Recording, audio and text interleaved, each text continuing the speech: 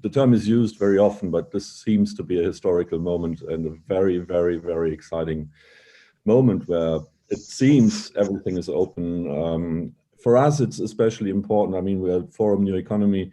Why are we interested in the American election day? I mean, it's in a way a political moment, but it seems quite obvious. And there is a historical, for us, there's a historical moment because the first idea to create this Forum New Economy has appeared just after the Trump election in 2016. There were the first discussions as people realizing, and also there's a need to go beyond usual economic thinking in that sense to better understand why is there populism, why are these things happening, Brexit, Trump, and else. And as we see this morning for you and midday for us, it seems that it's definitely not over, speaking on populism. So very happy to have you both as to help us understand what is happening and to also help to bring it into a broader context. I think we had a discussion very early in preparing the session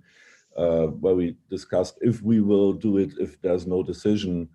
I think it's a good, we have a very good reasons to do it now without knowing what's coming out first, because we want to know what's happening at the moment. And then second, there are some messages, I think, already in this election that it has not been as clear for Biden as it seemed. And that's probably also something to discuss about in economic policy terms. So I would like to hand over to Katharina first.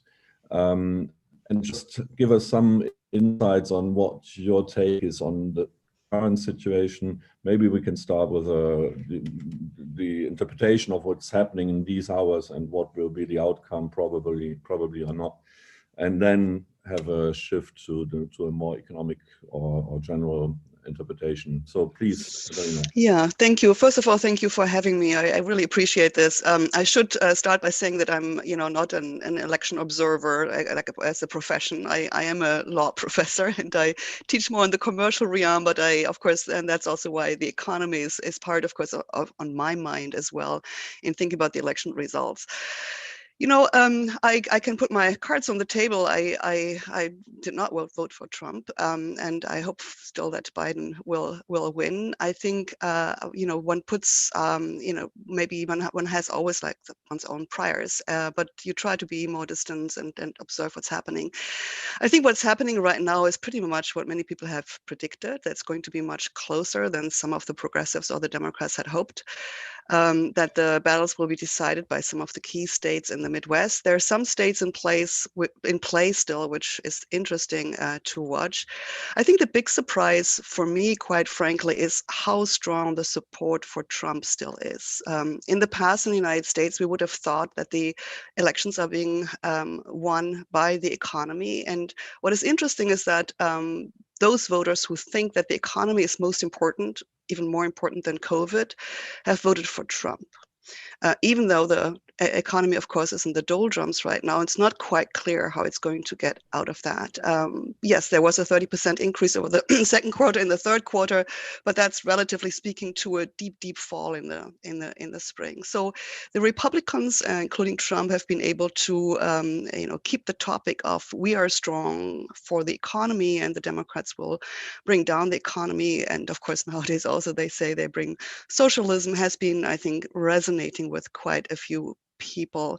But still, I think if you look objectively at where the economy is and where it has been going for the majority of the voters, if you abstract from the stock market a little bit, but for the majority of the voters, that I find surprising. And of course, also the fact that Trump is very strong amongst elderly people, slightly over 50%, but still, when you think about their exposure to COVID and the management of the COVID crisis by the president. So I would have thought that he would hurt much more by the COVID situation, much more by the economy than what is available in the data right now. Thank you. Rüdiger. Yeah, thanks for having me. It's a great pleasure to be here. Let's just say a brief statement where we are. Personally, I do think that I would rather want to be Joe Biden right now than Donald Trump. I think it looks, by no means it's over, but it looks trending in the way of Biden for a narrow electoral college win as these votes in the large metropolitan areas in the Midwest and Georgia are coming in. So my guess is Michigan will flip soon and stay blue. And that in and of itself, if Nevada stays blue, which is very tight, I'll get back to that in a minute, that alone would actually suffice. Even at that point, Biden could even lose Pennsylvania and Georgia, and he still has good chances to win them. So that's where we are right at the moment. Okay, yeah, I think this election has I think there's a few good summaries for me already. The first one is campaigning matters, and Trump is a fantastic campaigner. Whatever you want to think about his policies, about his characters, but he has an uncanny ability almost to get the vote out. And this is what we have been seeing, right? Because if you look at the vote totals, they are up. I mean, this is the good thing, actually. America has been politicized, has been engaged in democracy like it hasn't been in many decades. So that's, I think, is a good thing, actually. Right? So a lot of people who have not been part of the political process now are taking part in the political process. I admit that some of them do so in a way that I would rather not, but given my partisan preferences. But you know, as someone that believes in democracy and participation of sort of in government by the people for the people, I think this is a good thing. Okay, so and Trump has mobilized that. There's no question that his blitz tours through these states, I believe, has mobilized, has just created enthusiasm. And if you look even before in the surveys, those who voted for Trump did so with overwhelming enthusiasm. Those who voted for Biden, there's an enormous enthusiasm gap. They basically say, yeah, it's basically an anti-Trump vote. So they're enthusiastic against Trump, but not for Biden. And they sort of voted for Biden because, you know, what can you do, right? So that's number one. So good old-fashioned campaigning, grassroots operations, turn out the vote in a way that the Democrats just couldn't do because their political message was COVID and we don't want to do this, by the way, which I fully agree with from a pandemic epidemiological point of view. But you have to admit that you have to give it to Trump and the Republicans that these grassroots operations be there and try to get out the vote is important. That's number one lesson. The second lesson that has to do with that is the old mantra in American political science that high turnout elections will favor the Democrats, therefore is wrong. Okay, that we have to get rid of this. This was almost an axiom in some sense, right? The idea was that brown people, non-white people are the marginal voters. It's difficult to mobilize them. They may or may not vote. They're not really engaged in the American political process. And therefore, if we get them to turn out, they're going to vote for us, and therefore the high turnout elections will benefit the Democrats. No, there's another big chunk of marginal voters out there probably, which is the rural, non-college white, particularly males, okay, that can be mobilized by the right populist message. So that's lesson number two. Lesson number three is that the populism coalition, I think, and again, this is sort of another mantra, another axiom of American political science that has to be, you know, thrown in the dustbin of history, is the idea that that for this populist message, it's a white message only. Trump has run up his margins quite a bit in the Hispanic community. The reason why Florida was not even close, honestly, is because of the disastrous, really disastrous for a Democrat performance in Miami-Dade County, which is where basically the Cuban Americans live, okay? And sort of this populist message by Trump that if Biden and the Democrats take over, the United States of America will become a socialist paradise, a socialist hellhole, right? That must have convinced a lot of these voters, both from Cuba and Venezuela, a lot. But it's not just the Cubans. If you look at the Texan border counties, Biden underperformed miserably there. And the fact that we are still, you know, shivering and praying for Nevada, where Biden currently leads by not even 8,000 votes, has the same reason. This Nevada, no one thought it would be really close. Trump was, I mean, the Republican pundits said, maybe we'll put it in play, but no one believed that really. Nevada was never a headache for the Democrats. It currently is, and this has to do, I bet, with the Hispanic turnout. So again, this idea that, and this is kind of frightening because, so the idea was that over a long time, as America becomes, you know, more multicolored, more multi-ethnic, and Latinos will take over, Asians will take over, you know, that automatically will mean democratic, unassailable democratic majorities. I think that is an idea that also has to be thrown on the dustbin of history. Of course, I think it's again the economy stupid, or the education, sort of the socioeconomic status of people. I think that's the point. It's the small business people, the working class Latinos are currently, I would say, up for grabs for the Republican Party, and they might be permanently lost for the Democrats if they don't develop a somewhat more populist message. No matter how this election will turn out in the end, in other words, who will enter the White House. So and my fourth lesson, and I stop, is, and Katharina Pistor already mentioned this, the old Clinton saying, although it's not really by Clinton, I think it's by one of his strategists, it's the economy is stupid. It's still true. It's still true. And again, for the life of me, I can't understand why people think that the Republicans have the better economic message. As an economist, I cannot understand it. But it's clear that we knew this going in from the surveys.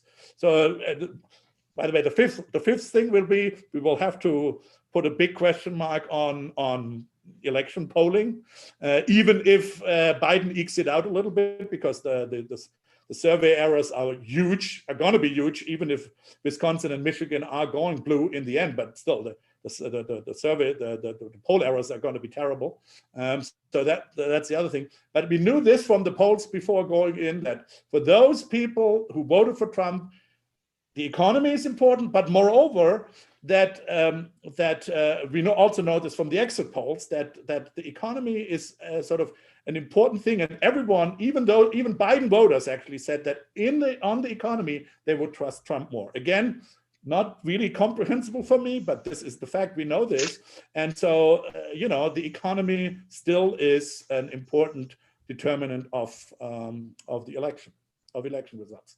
Those are my 4 or 5 key points that I take away from the election. Very, very inspiring, very interesting. Katharina, would you react on that? Something to add? Yeah, I want to emphasize and maybe differentiate some of the points that Rüdiger mentioned. One is, it's not just black, brown versus white. There is a bit of this. So when you look at sort of the demographics, you can see that white males are over 53% or so for Trump. Even white women are 51 or so, just over 50% for Trump. But the real contingency that Trump is building on, excuse me, is white males without college degree. And I think that's also up for grabs in Georgia. This is a particular constituency. And I think, so education matters as well. It also matters, of course, for Hispanics and others, whether you make it in this country and how you make it in this country. So the interesting thing is that the populist message gets across to people who continue to be vulnerable on 2 dimensions, in their job situation and in their status in society. And I think we just have to look at this very clearly. White males have always dominated in all societies, including the United States and the West, right? And losing that status is a huge thing. And thinking that we could just move on to a more cosmopolitan, pluralistic society as the progressives would like it without a battle was hugely naive. And I think, and we're basically coming to the point where we're flipping. We are about to flip, and where I think those who are losing their status, which was granted just by being white and male, and you have a job and you have a future. This is changing. And I think there is a lot of anxiety and fear and identity building on that front, which we have to take very seriously. Yeah, but I would add, I think this is, I really think what we learned is this anxiety is not just true for white males. This is also true for... Yeah, it's true. That's what an increasing amount of Latino males and even black males. And now, of course, in an absolute sense, the Biden won these constituencies, right? Simply because of historical reasons. But Trump has a way of speaking directly to some of Latino males in particular, small business owners in the Latino community, and also, you know, sort of the black males, not for nothing, have a couple of black rap stars endorsed Trump prior to the election, and I think that has an impact in that community culturally. Yeah, that's probably true. But still, I mean, the black vote overall was on Biden's side. But I think, you know, what I think we're both saying is that you have to break down these groups. You can't just say black versus white, brown versus. That's exactly right. Yes. But we have to look within these groups what the driving factors are and how you have basically cross-cutting coalition building or constituency building in these different demographic groups. Mm. Even if it's probably true, certainly true, Rüdiger, what you said on the quality of economic policy, maybe there's some, or may there be something which has really touched people and in a positive way, not only the wording and propaganda, but there's some talk about faster growing low wages, which have profited from probably to Latino population in Florida and elsewhere. Is there something maybe what we or you, whoever underestimated that Trump has had an effect? Or I mean, it must not be Trump. It must just be that in the time where Trump has been president, this has been a positive development. Is there something like that people feel more secure perhaps today? Rüdiger, do you want to go first? I mean, this is sort of the effect pre-COVID, right?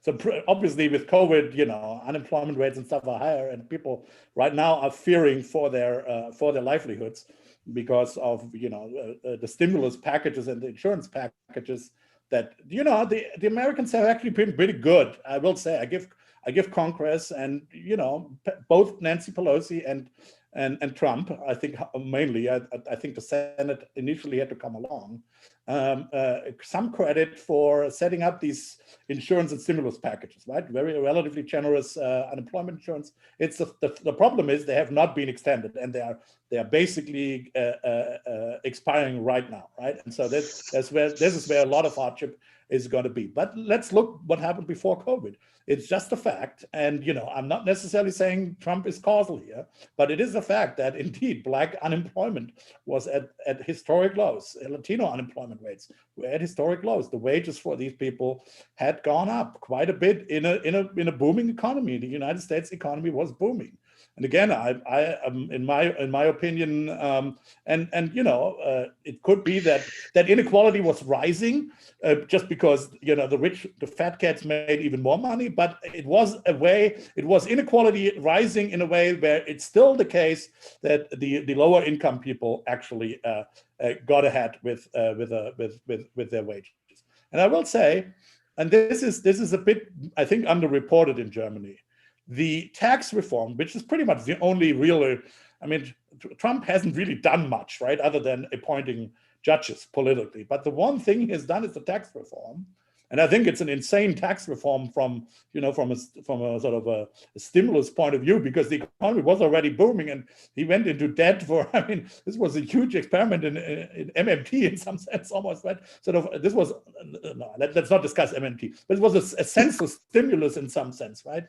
And so, but distributionally, what this tax reform did, and this is a bit underreported, it helped the people at the bottom, right? Because they increased the exemptions, the unconditional exemptions, the Grundfreibeträge, as we would say in German, right? By quite a bit, okay? And so that a lot of low-income workers now basically ended up not paying taxes, will after that ended up paying no federal income tax at all. And of course, it benefits the corporates and the fat cats, so that the billionaire friends. So it was a very bimodal benefit. And it's people like me, the professional middle class, okay, the affluent professional middle class, they would pay. This was political economy, a very targeted tax reform, right? It's the affluent professional middle class that basically was screwed. I basically pay more taxes now because I lost some deductions that otherwise I would have had. So it's a very, very ingeniously targeted, from a political economy point of view, targeted tax reform. And I have to believe that that helped a few people.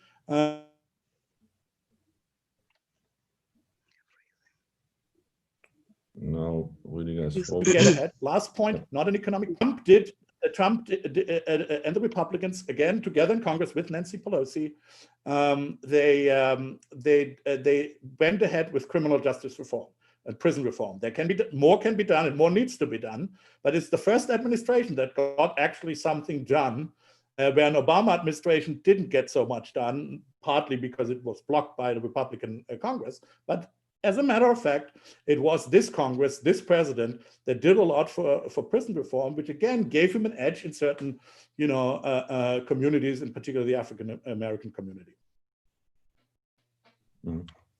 I mean, one of the first reactions that we feel like feedbacks in Germany is still and again, and even more now as the race is so tight, is how can it be, that's, I mean, very German way perhaps of thinking, how can it be that Trump still has nearly majority or whatever, how can it be?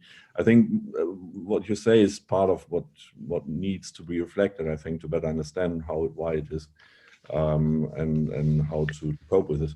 I mean, it's interesting to see that maybe there are two phenomena in both work, rhetoric against immigration, and then positive economic effects profiting to immigrants or people who are having a background, immigration background, longer term. So that's a tricky thing. I mean, and so let me just give you an anecdote. My wife is Chinese. Okay. So she's a little bit, I mean, and American now, but she's from China originally. And so she's tied into the Chinese immigrant community. And you hear a lot from these people. And China, I mean, in some sense, there's a massive anti-Sinocism on part of the Republican Party, right? The China virus. And I mean, there's so much racism, especially against Asians in the GOP. It's horrible and disgusting. But a lot of what these people say is, we came here legally, and we don't want other people to come in illegally. That's sort of, and you hear this also in the Latino community. I have to guess. I know it from the Asian community because through my wife I'm a bit tied in, and this is just anecdotally. But I think these kind of sentiments, I have come in, I've earned my American citizenship or my green card fair and square. I've worked hard for it. I don't want anyone to come in with tricks. And Trump is the one they think is going to ensure that. Can I just maybe say something about sentiment? Because I think this is also important in assessing the economy or how people perceive the economy working for themselves. So one would think that in the midst of a COVID pandemic, what the government will do for you, like, the packages that Congress has adopted, the CARES Act in March, and new measures that have been stalled right now, that this is something that people want. And I think the American dream of the self-made man, the idea that you can, basically bootstrap yourself out of poverty or even, low income and make your own life, is still very much alive and vivid, and especially in the voters who vote for Trump. So just living off Social Security is not really an alternative. So easing the stress and the hardship through government intervention is not necessarily what people want. And as long as you can keep the dream up, and this is, I think, culturally really interesting, the dream is dead, right? It has been dead since the late 1970s. Real income of households in that categories have not increased. And yet the idea that you could still sort of, self-make yourself into somebody who's rich and successful and doesn't have to be dependent on the state, I think is still very much ingrained in the psyche of people, including and in particular immigrants who can't come here legally and successfully, because they come to a country where this has been more possible for them than it has been in their countries that they came from. Yeah, I mean, the very fact that you move to a distant shore, and not like me, coming here with going to Yale, a PhD, sort of being spit right away in sort of the upper middle class, but really sort of coming here with lots of uncertainty, just being dependent on immigrant networks. that alone shows that there's a selection here, that these people are entrepreneurs, life entrepreneurs, right? And so they are a bit more risk probably loving than the average German, the German Staatsbeamter or Industriebeamter, So these people are entrepreneurial, and they say, a lot of them will end up saying, and again, I don't for the life of me, I don't endorse that, just to be clear, but just to understand their thinking, they say, most likely COVID is going to give me, a few weeks of headache or, a running nose. Maybe I breathe a little heavily, but that's it. Afterwards, I'm done. And then, and I want to sell stuff again, right? So that's sort of the mentality for a lot of people that vote Trump, and especially also precisely in the immigrant community. I think this is underestimated. I fully agree with Katharina there. Okay. We may come back to one of these questions later. Just there's a French wording on the sentiment on immigration. There's a French saying that le dernier ferme la porte, the last closes the door, which is kind of description of what happens to immigrants, and psychologically that's something even understandable in a way. We have one question, and I would like to encourage people online to ask their questions and to show your hand or raise your hand. Sebastian Geschert, I don't know if you can speak, otherwise.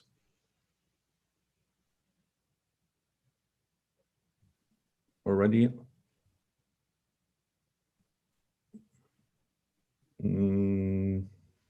Doesn't seem as if.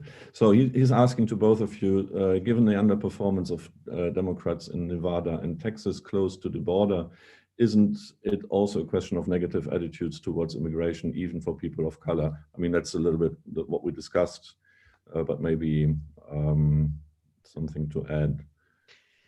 Yes, I think no doubt. I mean, I have to say, years ago when I was a foreign exchange student as a 16-year-old, I spent a year in a Mexican family in Artesia, New Mexico. So that's years ago, but that was when Reagan was elected. And I could not believe how many Hispanics voted for Reagan at that time. So you're close to the border, you just made it across, you have built yourself a legal existence, and you're basically struggling for your own survival. It's a brutal hierarchy. It's a Radfahrerprinzip, I think we say in Germany. And you see this right in the Hispanic communities themselves. So I think there are studies about that. It's not so surprising. And there is, of course, there's also a big contingency of Hispanic voters who want to make sure that their family can come and that the country becomes more open. So again, one has to break up this demographic. You can't just say the Hispanics are all on that side or that side. It depends very much on their occupation, where they live, the future that they have built for themselves, how educated they are, and then gender also plays an important role. So we have to really be more differentiated here, I think. Mark Adam from our team. Yeah, thank you. Thank you. We had a small email exchange beforehand, or where I already asked my question, and you partly answered this in your inputs. My question was, I was a bit surprised that Trump won in Florida again, and in general the Republicans are winning in the South, while this used to be a Democratic stronghold, and how much that has to do with NAFTA and trade policy, like it had in the North, in the Rust Belt, in the last election in 2016, where also trade policy was a big part. So, and here I maybe want to intervene with Rüdiger Bachmann a little bit, who because you said basically, apart from tax reform, Donald Trump hasn't done anything really. I think he has launched a big trade war against China, and you already said there's a lot of racism in against Asian people, which is true, but maybe this racism comes from economic distress that a lot of people have felt in through globalization. So my question would be on this culture versus economic factors debate, and yeah, what do you think about that? Thanks. I always think it's both of these factors, and as you mentioned, they're intertwined. I agree. Trump has I meant sort of in terms of legislative processes, right? When I said he hasn't done much, he has done a lot of things. So, but what I meant, he hasn't done much through sort of in terms of what a president should do together with Congress, namely help building legislation, right? And by the way, this has started with Obama, right? We see this exuberance of executive orders and executive power since probably since the Bush administration anyway. So yeah, he has done a lot of stuff, and he has started this insane trade war indeed with China, and but to what avail? I mean, he has messed up international trade relationships. The trade deficit, if anything, has increased a little bit, and so nothing has happened, and I don't think that manufacturing jobs have increased a little bit just because of an overall, everything I'm saying pre-COVID, just because overall, the economy sort of, was increasing, but I don't think there's any particular manufacturing boom. So all of these promises if you actually look down into the facts, basically they go up in smoke. It's just an insane policy. And in that sense, I don't think he has done anything particular put in the pockets of any of those particular that were affected by the China shock, right? He has done other things like the tax reform and the overall economy. Again, I doubt that it was him, but anyway, so that was under his watch. But I don't think that the China in particular. But of course, the narrative, and this is where the campaigner Trump comes into play. The narrative has been, I'm fighting China. I'm doing something for you, where in reality he has not. He has really not. I'm not sure though why you say that the South has been a Democratic stronghold. The South has traditionally not been. Florida has always been sort of a swing state. Obama won it, but Clinton lost it, and it went to Bush twice. So Florida has always been kind of Florida, as we say in the United States. Florida has gone to Florida, is basically a saying in the US. And so I don't know that we can say it. I think the Rust Belt used to be. I agree that it is a Democratic stronghold, and that populist message has. But I think it has come through mobilization. Trump has managed to for people to get to the polls that potentially didn't vote before, meaning people, white males mainly in the rural counties. Less so this year than last time. Yeah. Maybe if it's not on China, but on NAFTA, has there been something like an effect which may have been felt by people in the South? I don't think so. Yeah, go ahead. I think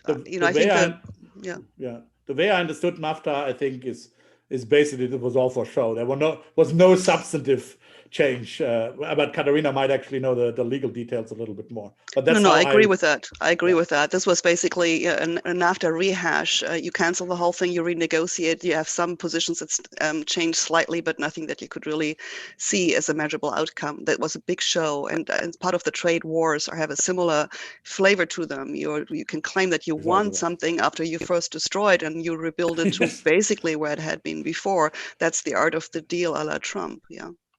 But maybe people believe in the show. Absolutely, and I think that's sort of something that is of concern to us who think that you have to have objective data and that you have to have the truth. And we're in this post-fact society, and I think one of the first things that Trump has done, and that has helped him now, is basically to destabilize the notion that there are objective facts that we can check and that we discuss and are concerned with. We're really telling stories, and we are building on the emotion and on the identities and of people rather than trying to really understand the world in a more objective sense, and it seems to work. So anyway, we have to come to grips with that. Next question from Andreas Peichel from IFO in Munich. Yes, can you hear me? Yes.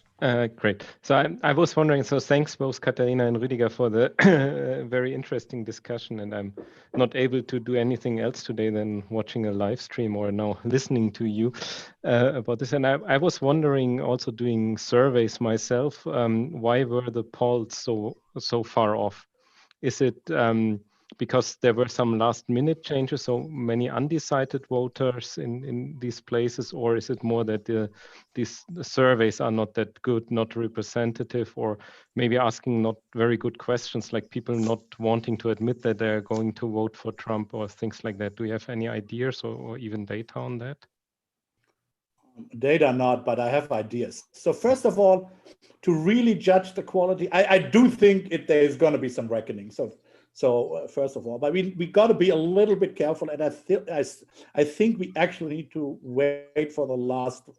So you really can judge the surveys, the predictions only after every vote is counted, right? So in terms of, for example, let's start with a national vote prediction, right, where Biden was leading 7 to 8%, and this may yet get close. I mean, I just read a tweet by Nate Silver. There's a vast amount of votes outstanding in California and New York. They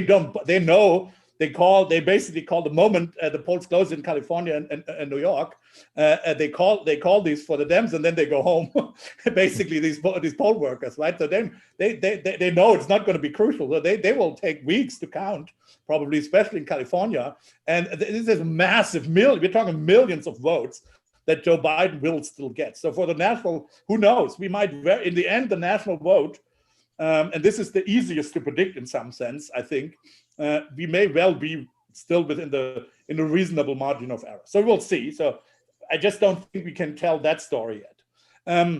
In terms of the Sun Belt, the predictions haven't been all that bad. I mean, people cannot understand I think people have a trouble. You not, Andreas, you are an expert, but I still think that the pundits that interpret these polls, they have this view. First of all, they think of all of them as these uncorrelated events, right? They think of them, if there's 6 Sun Belt states where Biden has a 1% lead, it's basically you draw independently a dice or a coin 6 times from a completely independent probability distribution. And then, of course, when you can draw 6 times, 1 or 2 should definitely go to Biden. By the way, it still may happen, Arizona, and if Georgia goes, then this is, in some sense, what will have happened, okay? So the Sun Belt is actually not terrible. Even Florida was, there's a big margin of error, but it's not. In Florida, it will be explainable because I think that they didn't cover enough the Cuban Latino vote in these surveys. I think that was, they didn't drill down. These are not so easy to reach people, and so through landlines or internet, it's a bit difficult to reach some of these people. So that is probably explainable. And overall, in the Sun Belt, it could very well be okay. Again, we need to wait for the final margins. North Carolina is extremely tight right now, and will probably go a little bit more blue. It could even go blue in the end.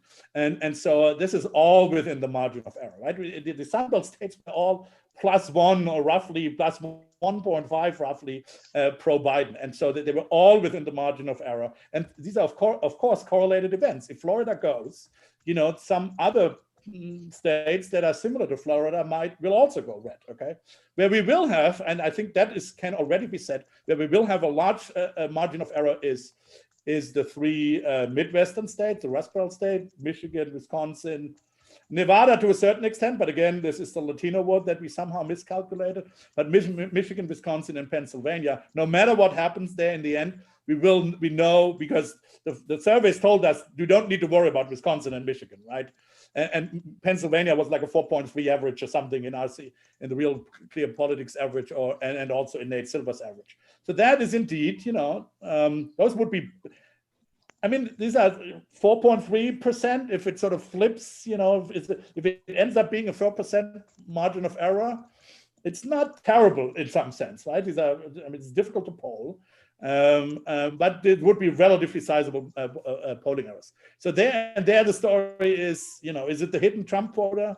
And I think it's not. I think it's probably not the hidden Trump voter. I think it's the survey technology needs to be rethought a little bit. I mean, these people call landlines often still, right? Sort of they call cell phones. Basically, it's with spam. I mean, you guys don't know this in Germany, but But because in Germany, when I'm in Germany, I've never gotten a sort of a robocall. But in the United States, I basically do not pick up the phone, my cell phone. I don't have a landline anymore. Most people don't have landlines anymore. Secondly, my cell phone, I never pick up a number that I don't know who it is, basically.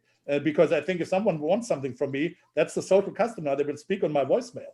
Right, so you would not reach me, and I'm in some sense someone. I mean, white male, reasonably affluent, well situated. I should be reachable, right? And so people just don't pick up their phones anymore. So I think the technology going through these, especially these rural voters in Michigan and Wisconsin, of reaching these voters appropriately, I think is a bit outdated, and I think they will have to rethink that hard.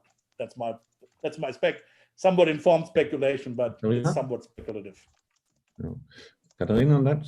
Yeah, I don't have that much to add. Just on the one point that was asked, I don't think there was a lot of change in voting decision on the last minute. I mean, maybe there was a greater mobilization because of the blitz tours that Trump has done, but many voters have said that they had made their decision prior to September.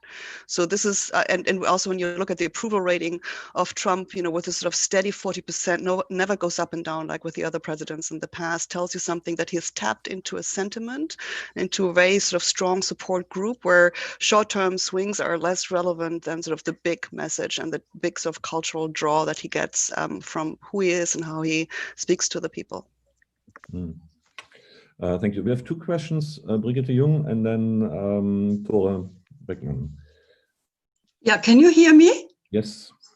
Yes, I have a question, and that is about the election system, and particularly the huge sums of money which flow into the election via the super PACs, which is a decision by the Supreme Court to permit this money, in fact, and influencing very strongly with a narrative, for example, such as the Koch brothers, influencing in terms of the anti-climate narrative, the socialism, in terms of the health system, public health system is socialism. So that is the first thing in terms of election system and the super PACs. And the second thing is, what about red mapping? What we know, in fact, the Republicans have been doing 2010, the gerrymandering. So has that not, these two aspects, greatly benefit the Republican Party? I would like to hear your comments on that. Thank you.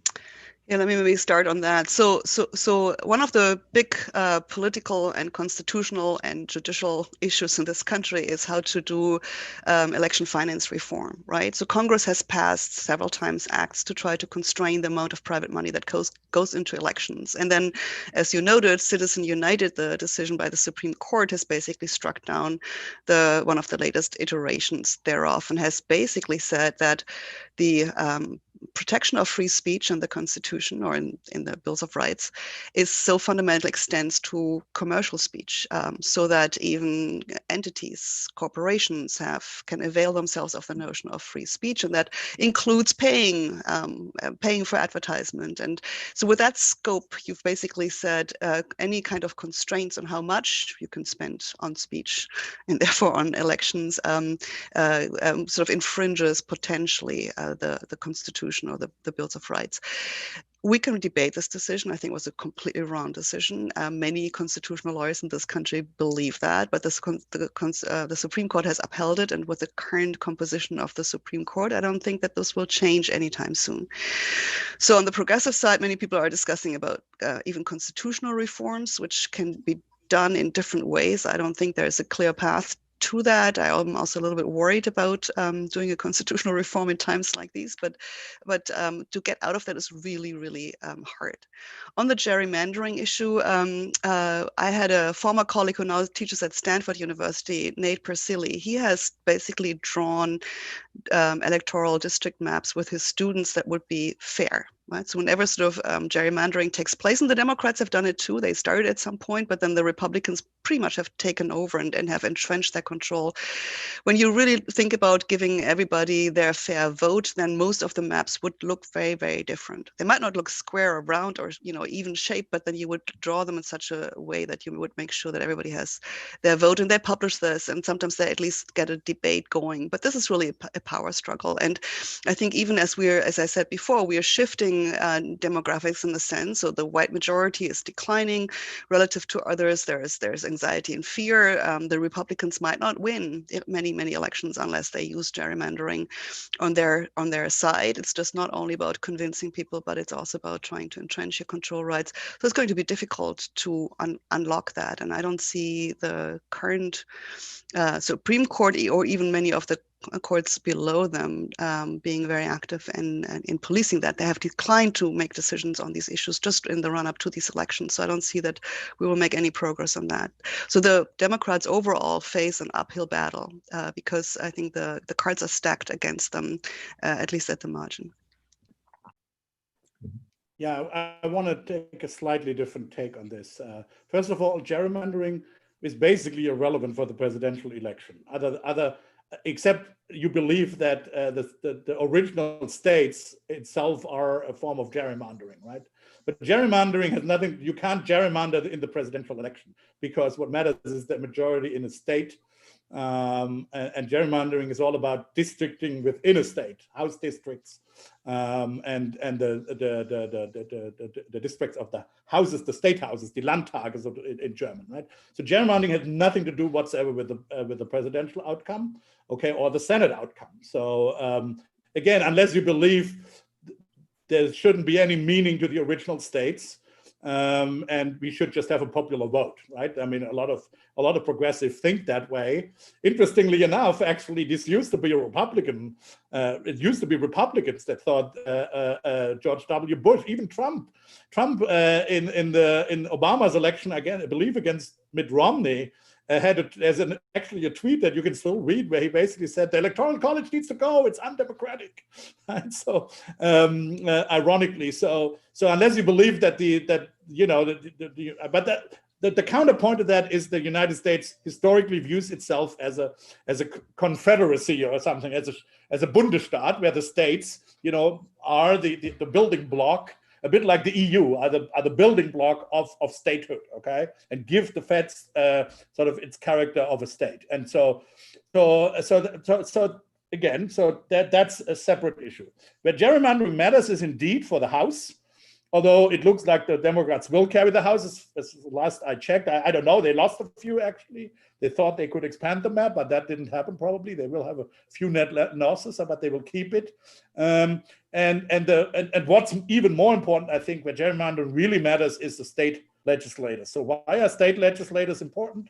It's because state legislators in the United States, by the Constitution, by the federal Constitution, are in power of declaring the election law rules. So unlike in Germany, where we have a Bundeswahlrecht, where everyone has to vote under the same law, in the United States, and many people in Germany don't know this, we have, in some sense, 50 or 51 separate election laws. And this is how the Constitution wants it, right? So it's pretty clear that it's really more like sort of the EU election in some sense, where sovereign states vote for a common leader in some sense, right? And they do this with vast heterogeneity in laws, and it's decided, however, by the state legislators. And it's the state, the Landtage, the state parliaments, that are heavily gerrymandered in many places. I will say the Democrats are guilty of that. California is heavily gerrymandered, right? California is basically one-party rule at this point, and so both are guilty. I will say though, and my hope actually, this is the positive upside. Let me dream now for the United States. If the Republicans will probably hold the Senate, let's assume there's a President Biden. You will get reasonable people on both sides to get together to sort of act bipartisanly. In a more bipartisan way. And maybe this is a pipe dream, but there is a chance of that. There are reasonable people on the Republican side. For example, Senator Ben Sasse, who has thought a lot about election reform and this kind of stuff. So there is, so for example, Michigan now has the redistricting with this, the districting takes place after every census. So we just had a census. And so the districting, the new districts will start, be relevant for the elections in 2022. And so Michigan has just passed a referendum where there will be a bipartisan citizen commission drawing these districts. And these pushes to have a more fair districting and get rid of gerrymandering coming through grassroots in the states, there's a decent encouraging movement, actually, a bipartisan movement, I will say, simply because the citizens vote for it through referenda, where we will see, I hope, a push to more fair elections going down the road, even if and the courts will not be able to do anything against that, I think, because it's coming basically from the sovereign in this case, and so. I'm somewhat optimistic that might be that as we go into the next decade, in the coming decade, that will at least be somewhat better than it has been in the last decade. Okay, we may come back to the courts at the very end, but one question, Tore. Yeah, I'm actually I'm happy that the legislation issues came up, and I think my question goes in the same vein as the one that Sebastian formulated via the chat as well. Because I dared to tune into Fox News today, and they had Newt Gingrich. I think he was the former Speaker of the House for the Republicans on there. And he basically advised Donald Trump to file lawsuits in basically every swing state there is for observing if the counting or the whole process of voting was legal. And I mean, through the different state laws, there's a lot of complicated issues that are especially arising for someone who is not super familiar with the American legislation system. And I want to ask you, Katharina, if what's your assessment of the situation? Because I mean, Trump already in advance to the election announced that he will try to use the Supreme Court or some state courts to influence some election results. Is there the possibility for him doing so, or what can we expect, especially in Pennsylvania? Maybe Pennsylvania will not even be important anymore, but I mean, with the votes that are coming in there, maybe in 2 or 3 days, there seems to be at least a possibility for social unrest when you try to influence that in the coming days. Yeah, I mean, I think you would never design a voting system like the United States has if you were a rational actor and trying to design a system for that, right? So it's, as Rüdiger said before, it's very much a federal system. The states have a lot of control over that. And the lawyers were ready on both sides. I mean, Trump said very clearly, I think on Monday still, that the first thing they will do is just send in the lawyers and challenge everything, and they will try to block every recount, as George W. Bush did successfully in Florida 20 years ago, right? So I think, but the Democratic side said we are ready too. They had 49 pre-prepared litigation strategies to respond to that in court and to do their own challenges. So both sides are, have geared up, and they know exactly which the states are where this will happen, and have their experts for the specific state laws that might be challenged. Now, most of the electoral laws, whether they are, at the federal level or at the state level, because at the federal level there's some rules too, are political compromises and therefore ambiguous and incomplete. And so there's always a lot of room for interpretation. So a lot will depend on exactly the litigation strategy they choose and the willingness of the judges to respond to them. I mean, so this is going to be interesting to watch. I don't think we can easily predict the outcome there. You would hope that at some point judges will say, this is actually not for us, but it's really unclear, because the Supreme Court recently argued in the Pennsylvania case, and that it's state legislators that should decide. So they're siding with the states, and yet still think that the federal Supreme Court should observe and monitor, and what should be the ultimate force to make the final decision. But it's not clear that it will necessarily take on all the cases that will come its way, and much will depend, of course, on how the state's superior courts will decide the issue. So unfortunately, I wished I could give you a very clear answer. I mean, I'm not an election law expert. I have a number of colleagues who are. I'm observing it as a lawyer from a slight external position. But what I can tell you is that it's a hugely convoluted, difficult area of the law. But both sides, of course, are ready to do the litigation. And, people said just this morning on NPR in the radio that the great thing about the US is that we don't fight out the elections in the streets. We do this in the courts. I mean, you would hope that we would do this in the by voting rather than having to do it through the courts, and that we would respect the process that has been set up. But there is enough room, I think, for debate.